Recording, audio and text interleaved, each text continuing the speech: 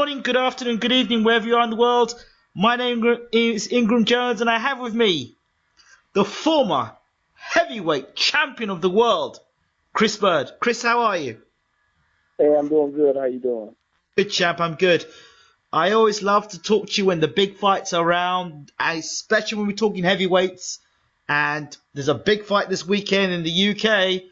Charles Martin, the IBF heavyweight champion of the world, versus the unbeaten Anthony Joshua. How do you see the fight, strengths and weaknesses of both guys, and your prediction? Well, it's an interesting matchup because you got a young guy in Anthony Joshua, who's coming up the ranks, quick, and you got an unproven, in my opinion, Charles Martin. He got a lot to prove in this fight, especially against the hottest young prospect out there in Anthony Joshua. I just want to see how Anthony Joshua can figure out the left hand. The lefty style will throw him off, and can Charles Martin use that to his advantage to set his shots up, because it's awkward for a heavyweight, to fight a lefty, and because we're not used to them. It's not many lefties in the left-handed, in the heavyweight division. So it's an interesting fight. Both guys, like I said, one is young in the game. What's Joshua, like 17-0? 15 and 0. Wow, 15-0. I thought he was 17-0. 15-0, fighting for the heavyweight title. And he's beaten some fringe contender type guys. Okay, but Dylan White was really the big fight, the big matchup, which he's good too.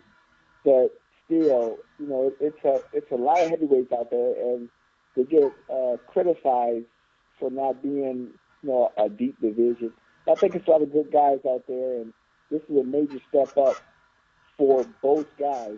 It's kind of crazy to say that in a heavyweight title fight that it's a step up, but this is for the heavyweight title. So, in my opinion, it's not even about picking a guy. It's about breaking down the different things that both guys do. And especially in this fight, you got two big guys. Big. Anthony Joshua is not going to be overpowering and oversized with his size. With Charles Martin, he's a big guy too. And, he's left-handed but unproven. But he's champion. So, and he won the title in a kind of, fluke type situation. But can Anthony Joshua overpower him and take the left hand away from him, get close and land shots?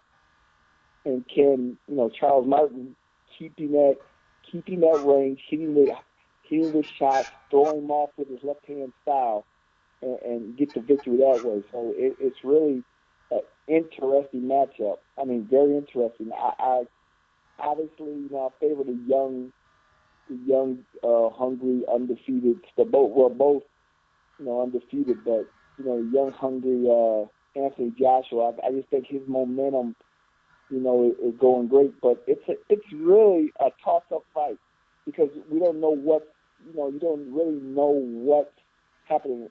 What's going to happen. I know Anthony Joshua with his last fight, when he fought Dylan White, he overcome some adversity, which is a good thing to see from a young heavyweight. And it's a good thing to see, but you never want it to happen in a fight, but he did overcome it. And he did come back, and get the stoppage.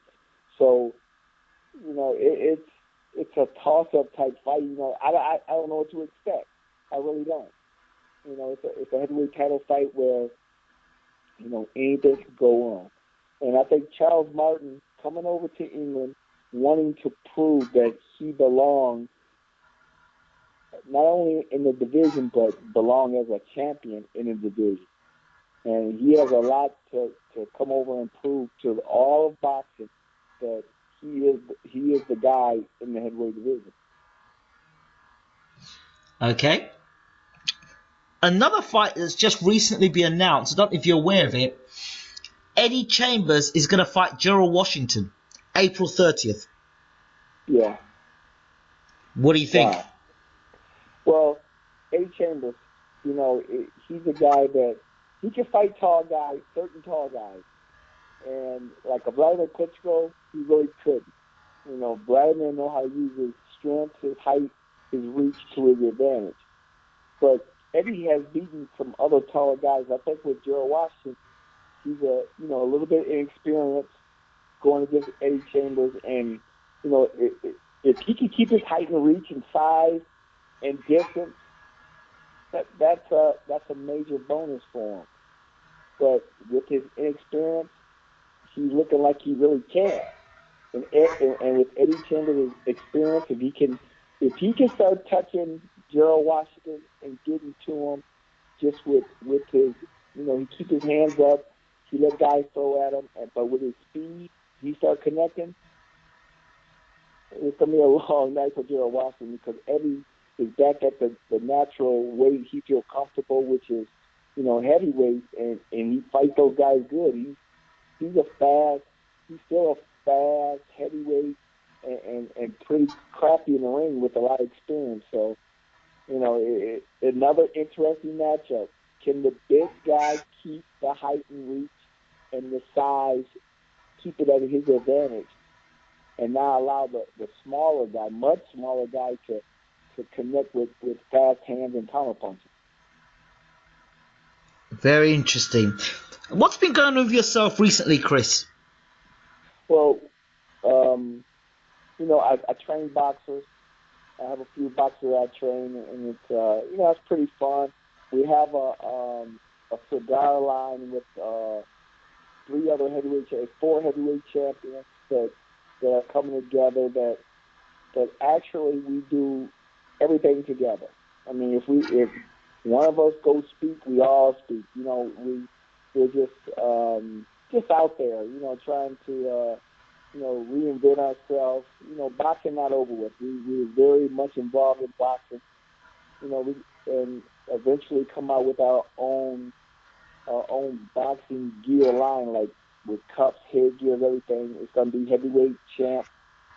The heavyweight champ line of everything you will see out there. We're gonna explode in the scene, not only in boxing but in every facet of entertainment and everything. It's the first time ever been done when you got, four former heavyweight champions coming together doing something. We want to promote fights. We're going to have our own fighters. We're just going to be out there, doing that. So it's a pretty exciting time for us. So who are the four heavyweight champions apart from yourself, Chris? It's we have Ray Mercer, Landon Brewster, James Toney, and myself. Wow. Yeah.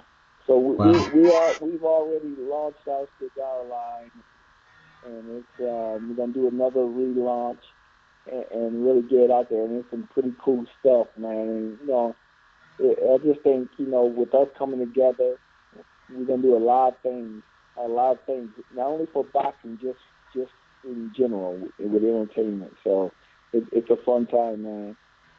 Chris, I'm really excited to hear about it. You've got to keep us posted. We respect all the stuff that you do, always. Definitely. The one question I've got to ask, which baffles me, why don't we see you more in the television? Being an analyst, whether it be on HBO, Showtime, Spike TV, PBC. What have you said? Why are you not on there? That's a good question.